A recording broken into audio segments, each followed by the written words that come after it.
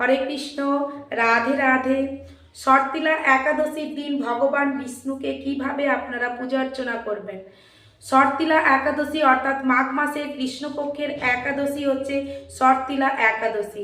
এই একাদশীর দিন ভগবান বিষ্ণুকে লক্ষ্মী সহযোগে পূজা অর্চনা করবেন এবং এই একাদশীতে ভগবান বিষ্ণুকে বিভিন্ন রকমের হলুদ ফুল দ্বারা এবং বিভিন্ন রকমের হলুদ মিষ্টি দ্বারা পুজো করবেন।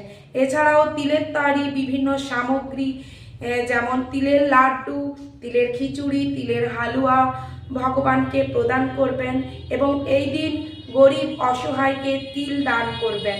এতে আপনার অনেক পুণ্য লাভ হবে। আপনি যত সংখ্যক তিল দান করতে পারবেন অবশ্যই আপনার তত সংখ্যক পুণ্য লাভ হবে। এছাড়াও তিলের পেস্ট এই দিন শরীরে লাগাবেন, এতে সমস্ত রকমের রোগ থেকে মুক্ত লাভ করা যায়। হরে কৃষ্ণ। রাধে রাধে।